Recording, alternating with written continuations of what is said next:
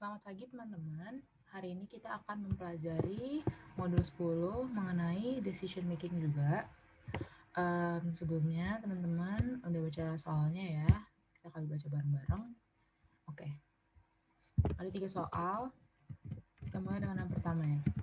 PT Matras Abadi merupakan salah satu produsen kasur terbesar di Jabodetabek. PT Matras Abadi memiliki 3 cabang yang tersebar di 3 kota, yakni Jakarta, Depok, dan Bogor.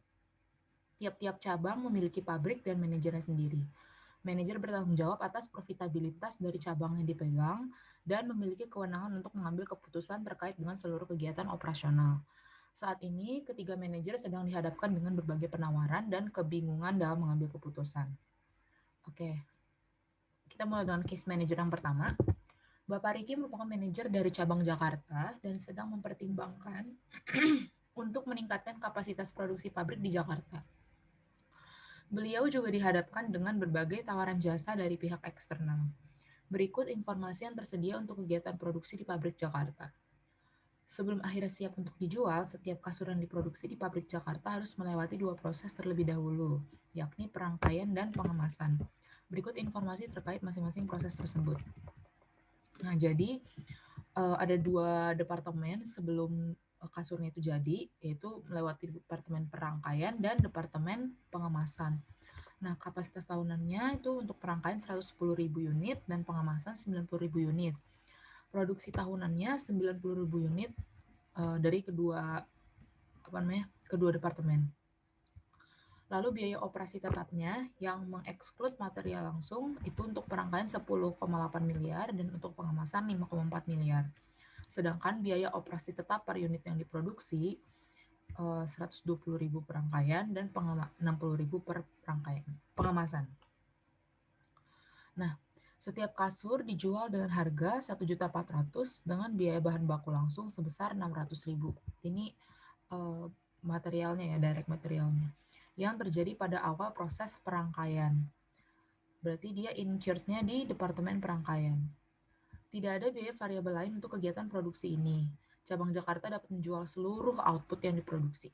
Kondisi-kondisi di bawah ini merujuk kepada data-data yang telah disajikan sebelumnya dan tidak ada kaitan antar kondisi. Oke, kita mulai dari soal nomor 1. Bapak Riki mempertimbangkan untuk menggunakan sebuah mesin baru pada proses pengemasan. Mesin ini dapat meningkatkan output pengemasan tahunan sebesar 1.150 unit. Biaya tahunan dari penggunaan mesin ini adalah sebesar 700 juta. Apakah sebaiknya Bapak Riki menggunakan mesin baru tersebut? Tunjukkan perhitungannya. Nah, jadi kita disuruh ngitungkan impact ekonomis atau efeknya ke keuangan perusahaan itu kalau dia membeli atau nggak membeli mesin baru.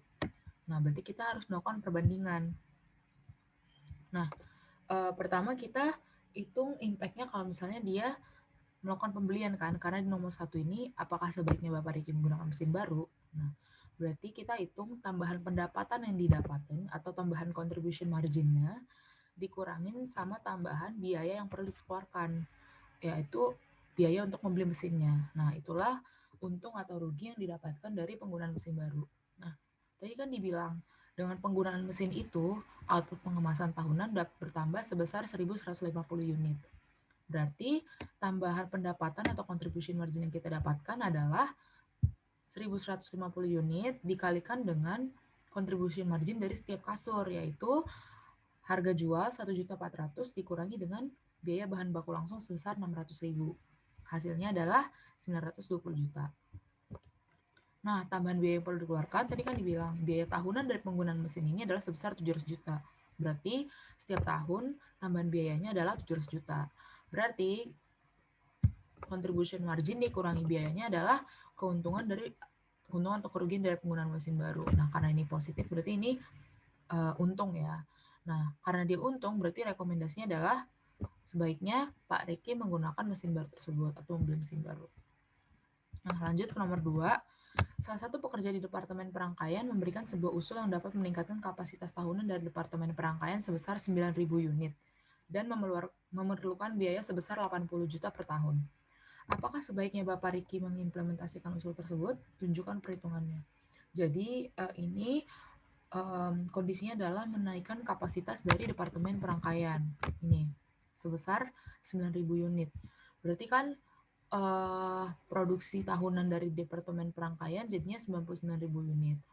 Tapi di Departemen Pengemasan kapasitas tahunannya itu hanya 9.000 unit.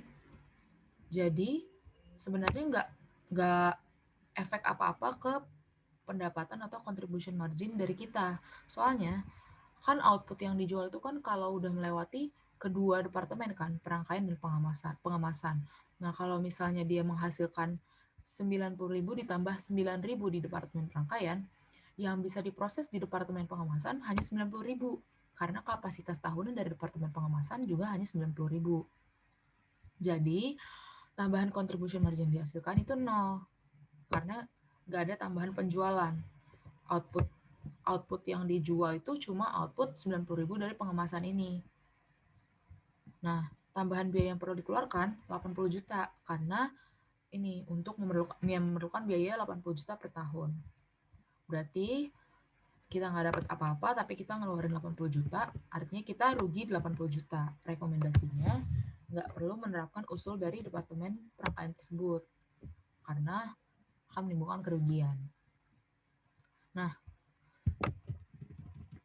nomor 3, PT Kemasan Abadi memberikan tawaran jasa pengemasan untuk 9.500 unit kasur dengan harga 180.000 per unit. Apakah sebaiknya Bapak Riki menerima tawaran tersebut? Tunjukkan perhitungannya. Tadi kan yang ditambah outputnya perangkaian, sekarang outputnya pengemasan. Karena kita kapasitasnya cuma 90.000, akhirnya si PT Kemasan Abadi memberikan tawaran untuk mengemas 9.500 unit tambahan. Artinya, output yang bisa kita jual dari pengemasan itu kan 90.000 ditambahkan 9.500. Berarti ada tambahan penjualan. Artinya kita punya tambahan contribution margin, yaitu sebesar 9.500 dikalikan dengan contribution marginnya 1.400.000 dikurang 600.000, yaitu 7,6 miliar. Lalu dikurangi dengan tambahan biayanya. Tambahan biayanya adalah memberikan tawaran jasa pengemasan dengan harga 180.000 per unit. Berarti 180.000 dikalikan dengan 9.500 unit kasur. Hasilnya adalah 1,71 miliar.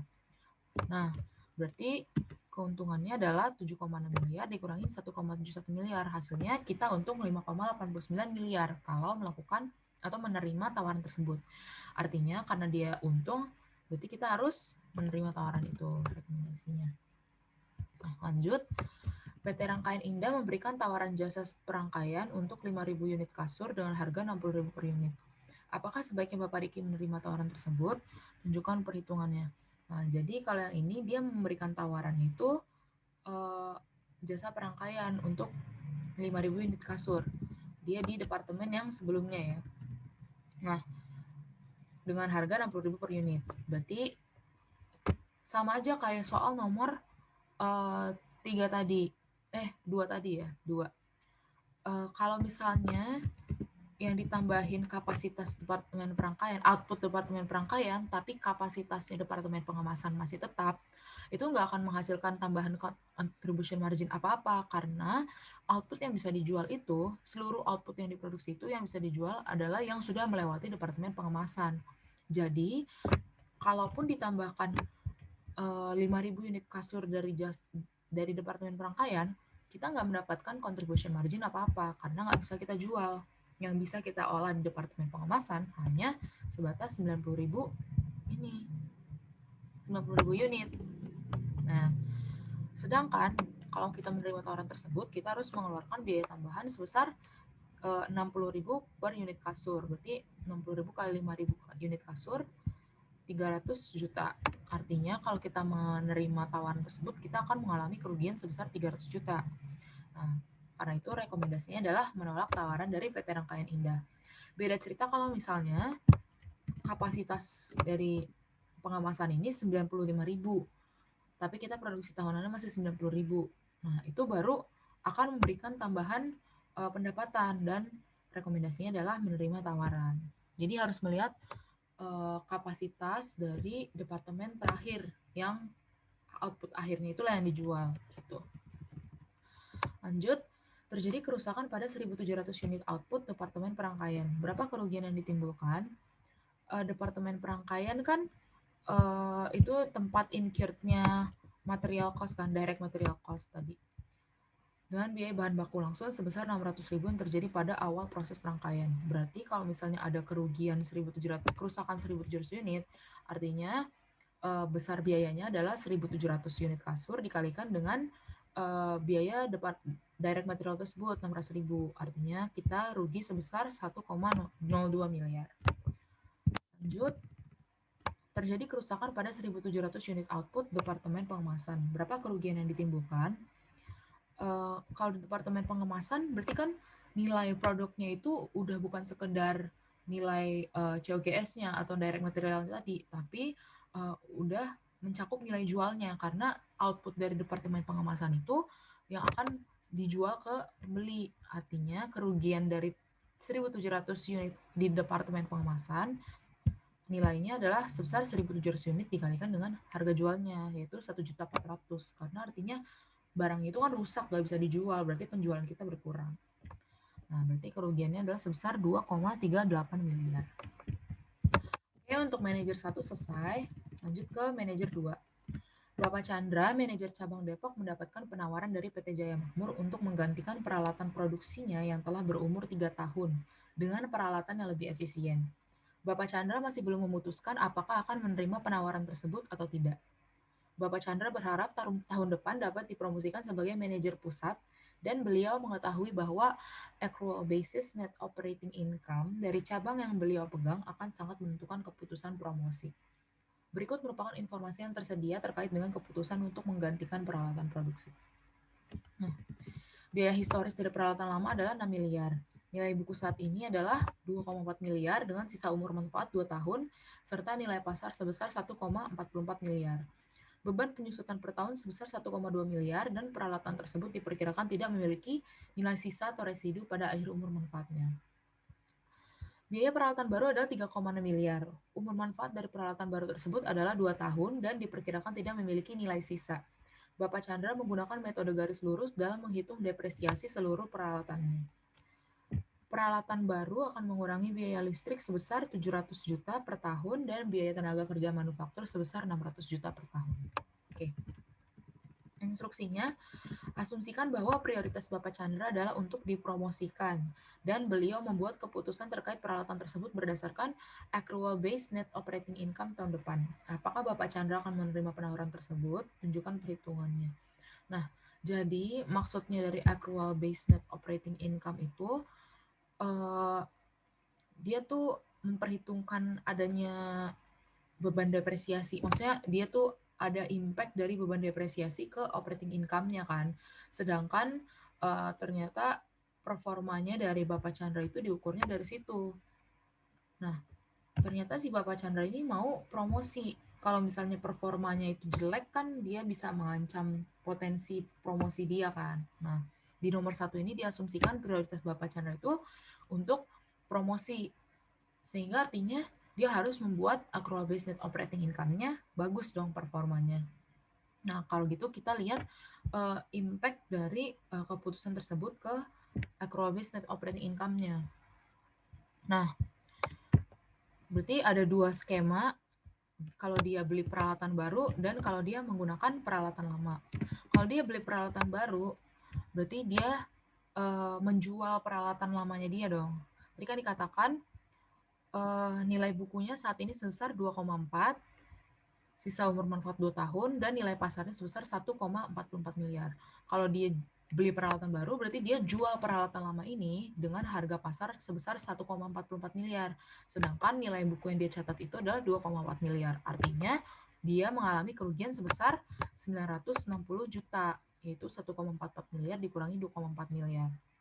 Nah, lalu depresiasi peralatan barunya. Tahun itu dia juga harus mencatat depresiasi peralatan baru yang dia beli, yaitu biaya peralatan baru kan 3,6 miliar. Umur manfaatnya 2 tahun dan diperkirakan tidak memiliki nilai sisa. Bapak Chandra menggunakan metode garis lurus. Berarti nilai depresiasi per tahunnya adalah 3,6 dikurangi 0, nilai sisanya 0, dibagi dengan 2 tahun. Artinya depresiasi per tahunnya adalah 1,8 miliar. Nah, depresiasi peralatan lama berarti di write off karena dia udah jual kan tahun itu, berarti dia nggak mencatat depresiasi peralatan lama. Nah, penghematan biaya karena menggunakan peralatan baru itu tadi dibilang mengurangi biaya listrik sebesar 700 juta dan biaya tenaga kerja manufaktur sebesar 600 juta per tahun. Berarti penghematan biayanya adalah 700 juta ditambah 600 juta, yaitu 1,3 miliar. Nah, berarti total biaya yang akan incurred kalau membeli peralatan baru adalah sum dari itu semua ya, yaitu rugi 960 juta, depresiasi 1,8 miliar, ditambah penghematan biayanya 1,3 miliar. Artinya total biayanya adalah minus 1,46 miliar. Atau kita rugi. Nah, kalau menggunakan peralatan lama, kita kan nggak mencatat, kita kan nggak menjual, berarti kita nggak ada mencatat kerugian dari penjualan peralatan lama. Terus depresiasi peralatan baru juga nggak ada. Yang ada adalah depresiasi peralatan lama, yaitu 1,2 kan per tahun. Lalu penghematan biaya juga nggak ada, karena kita nggak membeli peralatan barunya. Artinya beban yang kita catat saat itu, total biayanya adalah 1,2 miliar. Nah, berarti kan beban dari membeli peralatan baru lebih besar daripada beban dengan menggunakan peralatan lama. Artinya keputusan yang harus diambil oleh Bapak Chandra adalah tetap menggunakan peralatan lama. Karena membeli peralatan baru akan menyebabkan penurunan pada accrual basis net operating income itu sebesar 260 juta di tahun depan, ya kan? 1,46 dikurang 1,2. Nah, artinya kalau ada penurunan income, efeknya jelek dong untuk performa perusahaan, artinya bisa mengancam potensi promosi dari Bapak Chandra. Nah, itu nomor 1. Yang kedua, keputusan mana yang paling menguntungkan? Tapi kalau kalian jadi bos, jangan kayak Pak Chandra ya. Harusnya sih tidak seperti itu. Harusnya, ya gitu, realistis saja. Oke. Keputusan mana yang paling menguntungkan perusahaan dalam jangka waktu 2 tahun ke depan? Tunjukkan perhitungannya. Nah, kalau jangka 2 tahun ke depan, karena dua-duanya sama-sama umur manfaatnya sisanya 2 tahun, baik itu peralatan lama maupun peralatan baru, artinya ya udah depresiasinya nggak perlu kita perhitungkan ya, karena kan sama-sama akan habis di 2 tahun. Nah, berarti kita lihat dari nilai hasil penjualan dan biaya modal sama penghematan biayanya. Nah, hasil penjualan peralatan lama kita kan dapat 1,44 miliar. Kalau kita membeli peralatan baru, biaya modalnya kita ngeluarin 3,6 miliar di awal. Nah, penghematan biayanya 1,3 itu dikalikan 2, karena 2 tahun kan. Hasilnya ternyata kita untung 440 juta. Sedangkan kalau menggunakan peralatan lama, kita nggak dapat untung apa-apa. Karena kita nggak jual peralatan lama, kita juga nggak mengeluarkan biaya untuk membeli modal peralatan baru, dan kita juga nggak memiliki penghematan biaya. Artinya, keputusan yang paling menguntungkan perusahaan dalam jangka waktu 2 tahun ke depan adalah membeli peralatan baru itu. Oke, lanjut ke manajer 3. Bapak Johannes adalah manajer cabang Bogor. Di pabrik Bogor ada 2 jenis kasur yang diproduksi, yaitu kasur pegas dan kasur latex. Kasur pegas diproduksi dengan mesin A, sedangkan kasur latex diproduksi menggunakan mesin A dan mesin B. Berikut merupakan informasi yang tersedia. Jadi ini harga jualnya, ada biaya manufaktur variabel per unit, ada biaya pemasaran variabel per unit, dan jam mesin yang dibutuhkan per unit, jam mesin A. Nah, pabrik cabang Bogor menghadapi capacity constraint dikarenakan kapasitas mesin A hanya 50.000 jam per tahun. Sedangkan mesin A ini dibutuhkan untuk memproduksi kasur pegas dan kasur latex ini kan. Nah, kapasitas mesin B bukan merupakan capacity constraint. Jadi mesin B itu nggak mengalami capacity constraint. Cuma dalam memproduksi kasur latex terdapat biaya tambahan berupa biaya leasing mesin B sebesar 60 miliar. Biaya ini dibebankan sepenuhnya pada kasur latex karena mesin B hanya digunakan untuk memproduksi kasur latex. Jadi untuk kasur pegas itu diproduksi pakai mesin A doang, kalau kasur latex itu pakai mesin A dan mesin B. Oke, instruksinya. Berapa banyak kasur pegas dan kasur latex yang harus diproduksi untuk memaksimalkan operating income cabang Bogor? Yang kedua, apabila Bapak Johannes dapat meningkatkan kapasitas tahunan mesin A sebesar ntar aja deh. Oke. Berapa banyak kasur pegas dan kasur latex yang harus diproduksi untuk memaksimalkan operating income? Nah, jadi tadi total jam mesinnya kan 50.000. Terus pindahin dulu informasinya. Harga jualnya kan 200, kasur latex 300. Terus biaya variabelnya itu adalah biaya manufaktur variabel dan biaya pemasaran variabel. Jadi 120 ditambah 30, 150. Untuk kasur latex, 200 ditambah 70, jadi 270. Itu biaya variabel untuk tiap jenis kasur. Nah, berarti contribution margin-nya adalah harga jual dikurangi biaya variabel. Ya. Berarti untuk kasur pegas 50 per unit kasur dan untuk kasur latex 30 per unit kasur. Nah, lalu constraint factors-nya jam mesin A yaitu kasur pegas itu 1 jam per unit kasur dan kasur latex itu butuh 0,5 jam mesin A per unit kasur. Berarti contribution margin per unit per constraint factors-nya adalah si contribution margin dibagi dengan jam mesin. Artinya contribution margin per unit per constraint factors untuk kasur pegas adalah 50 per unit kasur dan untuk kasur latex 60 per unit kasur tadi 0,5 salah. 30 dibagi 0,5. Nah, berarti total contribution margin-nya adalah total jam mesin dikalikan dengan contribution margin per unit per constraint factors ini. Nah, sebesar 2,5 juta dalam ratusan ribu rupiah. Nah, terus untuk kasur latex berarti 60 dikalikan 50.000, 3 juta. Tapi untuk mesin B ada tambahan biaya leasing. Tadi kan 60 miliar. Berarti 16.000 ya. Dikurangi 16.000. Hasilnya net benefitnya adalah yang ini 2,5. Yang ini adalah 3 juta dikurangi 600.000, 2,4. Nah, berarti dari sini lebih menguntungkan kasur pegas kan. Karena itu jumlah kasur pegas yang harus diproduksi lebih baik memaksimalkan untuk si kasur pegas aja karena net benefit yang didapat dari kasur pegas itu lebih besar daripada net benefit yang didapat dari kasur latex. Jadi jumlah kasur yang diproduksi adalah kasur pegas 50.000, itu dari 50.000 dibagi jam mesin A dan jumlah kasur latex yang diproduksi 0 karena kita memaksimalkan operating income. Nah, nomor 2, apabila Bapak Johannes dapat meningkatkan kapasitas tahunan mesin A sebesar 15.000 mesin hours dengan biaya 30 miliar, apakah sebaiknya Bapak Johannes meningkatkan kapasitas mesin A? Berapa jumlah peningkatan atau penurunan pada operating income cabang Bogor apabila Bapak Johannes memilih untuk meningkatkan kapasitas mesin A? Nah, jadi Bapak Johannes ingin meningkatkan kapasitas tahunan mesin A-nya sebesar 15.000 mesin hours dari 50.000 kan. Berarti total jam mesinnya 50.000 ditambah 15.000, 65.000. Nah, sama kayak tadi, masukin harga jualnya, terus biaya variabelnya, contribution margin-nya, sama ya, kasur pegas 50, kasur latex 30. Constraint factors-nya juga masih sama, 1 jam mesin A untuk kasur pegas dan 0,5 jam mesin A untuk kasur latex. Nah, contribution margin per constraint factors-nya juga masih sama. Yang beda itu ada di total contribution margin karena dengan kapasitas yang bertambah, total jam mesin yang bertambah, maka berarti kasur yang diproduksi juga bertambah. Hasilnya berarti total contribution margin-nya juga bertambah. Berarti 65.000 dikali 50, hasilnya 3,25 juta untuk kasur pegas dan 3,9 juta untuk kasur latex ya. 65.000 dikali 60.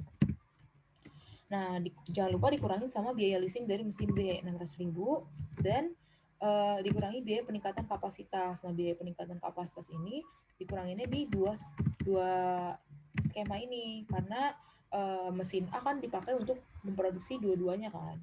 Nah, berarti net benefit akhirnya adalah untuk kasur pegas 3,25 dikurangi 300.000, 2,95.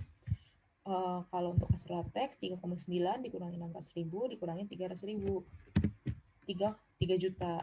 Nah, bandingin sama net benefit awal dari yang nomor 1 tadi. Tadi kan net benefit awal dari kasur pegas adalah 2,5 juta, sedangkan dari kasur latex adalah 2,4 juta ya. Ya. Nah, berarti dengan adanya penambahan total jam mesin ini, ada kenaikan net benefit sebesar 450.000 untuk kasur pegas dan 600.000 untuk kasur latex. Jadi, keputusannya menambah kapasitas mesin. Produk dengan benefit yang lebih tinggi yang mana? Kasur latex. Karena kenaikan net benefitnya jauh lebih besar daripada kasur pegas. Artinya jumlah kasur yang harus diproduksi harusnya dimaksimalkan di kasur latex. Berarti kasur pegas yang diproduksi 0, jumlah kasur latex yang diproduksi adalah 60.000 dibagi dengan 0,5. Hasilnya adalah 130.000 kasur latex yang diproduksi. Nah, kenaikan operating income-nya nanti akan sebesar 600.000. Atau dikalikan dengan ratusan ribu rupiah jadinya 60 miliar. Oke. Benar nggak sih? 600 miliar. Ya. Oke, sekian modul 10 untuk pagi hari ini. Semoga teman-teman mengerti dan selamat mengerjakan. Kalau ada yang mau ditanyakan, boleh langsung tanyakan di WA ya. Terima kasih.